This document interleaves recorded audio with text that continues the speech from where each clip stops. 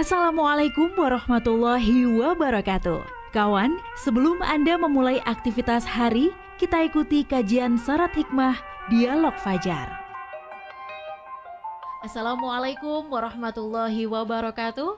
Alhamdulillah kawan, pagi hari ini saya Fitriana Ayu bisa memandu Anda di program Dialog Fajar. Hati-hati ya untuk Anda yang sudah melanjutkan perjalanan sesudah tadi mungkin jeda untuk sholat subuh. Sekarang ini lebih seger gitu ya, lebih siap lagi melanjutkan aktivitas, semoga lancar sampai tujuan. Termasuk Anda yang sedang persiapan, masih di rumah, masih di dapur, semoga juga semakin nikmat semuanya. Masakannya itu nggak ada yang nggak enak, doanya kan gitu ya.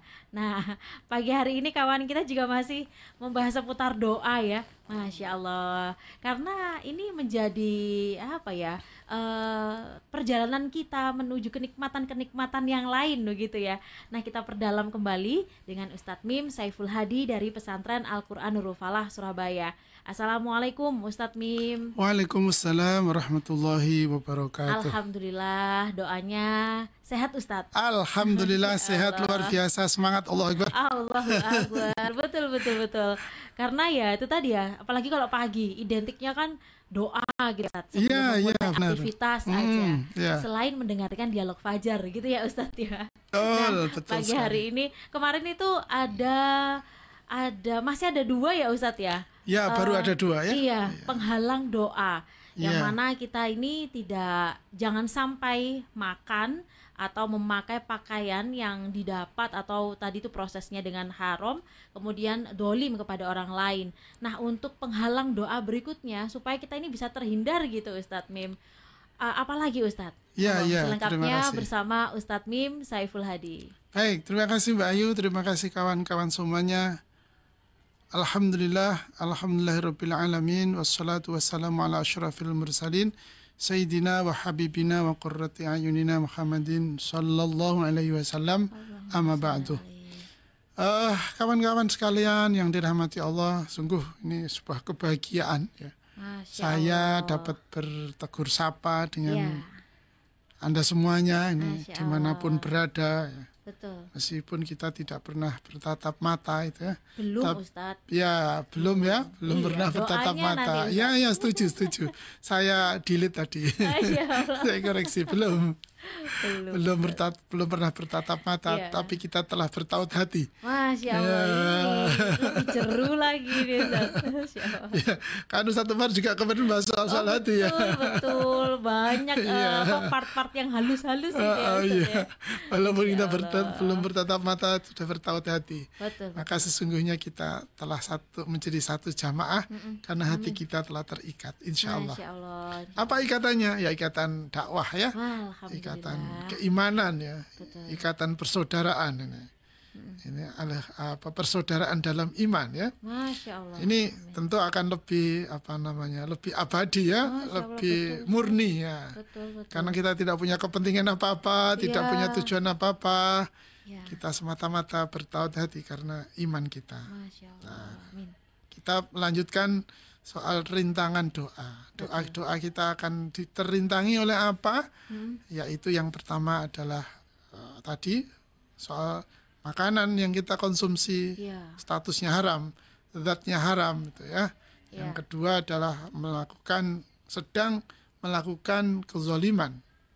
Nah, kemudian yang berikutnya masih mengacu atau melanjutkan dari bimbingan atau taujihnya Al-Alama Said Abdullah bin Alawi Al-Haddad. Yang ketiga yang merintangi doa kita adalah orang tersebut berdoa hatinya ngelambrak, lalai. Jadi dia ketika berdoa itu hatinya lalai. Dia berdoanya tidak sungguh-sungguh. Doane wis cara Surabaya awu-awu lah ya. Wis lamis. Cuma di bibir saja, tidak dalam hati, tidak dengan sungguh-sungguh. Maka di tahapan ini sesungguhnya Mbak Ayu, kalau kita berdoa itu kalau tidak bisa dengan bahasa Arab itu ya, atau mungkin tidak paham dengan bahasa Arab berdoa ya. Kalau sholat tidak boleh diganti dengan bahasa yang lain, ya harus bahasa Arab ya. Allahu Akbar, Allah Maha Besar, salah ya Ustaz ya. Oh tidak boleh kalau sholat diganti dengan, ya. Tapi kalau berdoa itu sesuai dengan bahasa kita boleh, silahkan itu ya. Agar apa? Menjaga hati kita nyambung dengan ucapan kita. Masya Allah. Kan ya saya sendiri juga sering ngalami juga ya. Bibir ini mengucapkan Allahumma barik lana fima rozaqtana misalnya. Qina adzaban, ini pagi-pagi mau makan soalnya ya. Tapi di benak kita ini ya Allah arek-arek engko siap ta enggak sih aku teko engko misalnya gitu. Oh gitu. Nah, jadi apa yang diucap, apa yang dirasa itu ndak ada samanya gitu ya. Ya Allah. Jadi ndak padu, ndak nyambung itu ya. Betul. Jadi ini namanya hati yang lalai ketika berdoa. Makanya ketika berdoa itu ya hatinya ndak boleh kemana-mana. Apa yang diucapkan itu yang dirasakan ya. Seperti kita bicara pagi hari ini kan Mbak Ayu. Saya bicara ngobrol dengan Mbak Ayu ini kan pikiran saya, ucapan saya, hati saya kan satu frekuensi kan. Betul. Karena kalau enggak ya tentu akan enggak jelas kemana-mana kan, enggak omongannya ngelantur kan itu. Nah kayak gitu nanti kalau doa itu kita ucapkan sementara pikiran dan hati kita tidak satu frekuensi, tidak sesuai, tidak cocok, maka ya namanya istilahnya itu adalah hatinya itu qalbun ghafilun. Itu hatinya itu lupa apa, lalai gitu ya. Atau kolbun ghafilun itu ya. Hatinya itu lalai, lupa, tidak fokus kepada doa itu. Maka kalau kita berdoa ya harus sungguh-sungguh gitu ya. Ya sing temenan jenenge doa itu minta itu. Yang seperti apa Ustaz? Sungguh-sungguh. Sungguh-sungguh itu ya sederhananya ya tadi itu, apa yang kita ucapkan itu yang rasakan. Apa yang kita mohonkan itu yang kita inginkan. Apa yang ada di dalam hati kita itu yang kita keluarkan di lisan kita. Meskipun itu nangis tidak nangis tuh nggak masalah ya Ustaz? Oh tidak ke sana arahnya. Ini arahnya adalah kesamaan antara apa yang diucapkan dan hati yang dirasakan. Sehingga ya nyambung frekuensinya itu nyambung. Kalau tidak nyambung ya namanya ya lalai tadi. Ya bagaimana ya, seperti kalau saya ngomong sama Mbak Ayu sekarang kemudian saya ngelantur kemana-mana gitu kan, Mbak Ayu karepe ya apa sih kan itu tuh Ustadz ini piye kan Ustadz ini gimana sih kok gitu, itu contoh gitu ya. Ya sama juga saya dengan anak saya sepertinya menghadap ke saya tapi ngomongnya tidak jelas gitu kan. Kan tidak ketemu itu nanti. Betul. Ya, sama dengan kita. Kalau kita menghadap kepada Allah ya sungguh-sungguh, kita minta kepada Allah ya sungguh-sungguh. Jangan cengengesan, ojo tidak fokus ya, tidak konsentrasi. Bahkan ya sambil canda gitu kan. Tidak benar itu doa yang diucapkan begitu. Berarti memang dia tidak sedang berdoa dia. Sedang apa? Ya karo kan itu. Mana ada orang yang meminta terus dia tidak membutuhkan. Nah, ketika itu terjadi, ya ketika hatinya lalai gitu ya, dia tidak ingat pada Allah, dia tidak merasa sedang menghadap kepada Allah, dia tidak merasa di hadapan Allah, dia tidak merasa membutuhkan Allah, dia tidak merasa dia sangat tergantung kepada Allah. Maka mintanya menjadi sungguh-sungguh gitu kan ya, mintanya menjadi sungguh-sungguh. Kalah, pokoknya ndonga lak wis ndak gitu. Tapi dia betul-betul apa yang dia harus ucapkan, bagaimana dia harus menyampaikan, bagaimana dia memposisikan diri mana, maka nanti kita akan ketemu dengan pelajaran ada berdoa. Nah, kita dalam keadaan bersuci, misalnya begitu Mbak ya, kita menghadap ke kiblat itu ya. Kemudian kita tidak sembarangan, kemudian kita redaksionalnya pertama harus memuji kepada Allah, kemudian membaca sholawat, kemudian memohon ampunan, baru kemudian kita menyampaikan apa yang menjadi maksud dari doa kita. Kemudian ditutup dengan bacaan sholawat dan hamdalah. Loh kan begitu? Itu tata krama, itu adab ketika kita berdoa. Untuk teksnya, redaksionalnya, susunannya kira-kira begitu. Sehingga kita betul-betul merasa berada di hadapan Allah dan kita ini hamba yang lemah, hamba yang sangat membutuhkan tergantung kepada Allah, maka dia tidak akan karepe dhewe gitu ya. Wong kita menghadap kepada wali kota saja, kok wali kota, lurah saja kita ini pasti juga tidak mentang-mentang kan, tidak semau gue kan, pasti juga dengan hati-hati kan, di tata keramanya ditata ya, bahkan pakaiannya saja. Wah, yang terbaik. Nah, kan itu sederhananya gitu. Nah, maka dari itu orang yang berdoa tetapi dengan hati yang ghafil, hatinya lalai, maka doanya tidak akan sampai. Kemudian berikutnya adalah orang tersebut, ini sudah kita pernah singgung pada waktu sebelumnya, yaitu orang itu tidak memutuskan silaturahim. Nah, ini orang yang memutus persaudaraan itu doanya tertolak, doanya terhalang. Jadi Masya Allah ya Mbak Ayu ya, agama kita ini, Rasulullah mengajari kita ini betapa indahnya. Betul, itu ya. Ustaz. Silaturahim itu, persaudaraan itu menjadi sesuatu keniscayaan dalam hidup kita. Kalau kita saja tidak bisa berbagi kasih sayang, menyambung kasih sayang dengan saudara kita, bagaimana mungkin kita akan mendapat curahan kasih sayang dari Allah, kan itu? Wong kita ini malah mengkhianati kasih sayang itu. Buktinya apa? Memutus silaturahim, memutus persaudaraan. Padahal doa itu sampai kepada Allah dan Allah membalas, mengabulkan doa kita, itu semata-mata karena kasih sayangnya Allah, karena rahmatnya Allah, karena cintanya Allah kepada kita. Sehingga doa kita ini sebetulnya apa sih artinya doa kita ini di hadapan Allah? Kalaupun tidak berdoa kan juga Allah tetap maha penyayang, maha kuasa, maha mencukupi kan itu. Betul. Tetapi karena Allah itu maha sayang dan menyayangi kita, maka doa kita itu dikabulkan oleh Allah. Lah, tetapi bagaimana doa itu akan dikabulkan? Nah, kalau yang berdoa itu tidak memiliki jiwa rahman, jiwa rahim, jiwa kasih sayang, itu ya. Yang itu menjadi syarat Allah mengabulkan doanya untuk kita. Maka sak mangkel-mangkele ya, ini buat nasihat buat saya sendiri juga ya.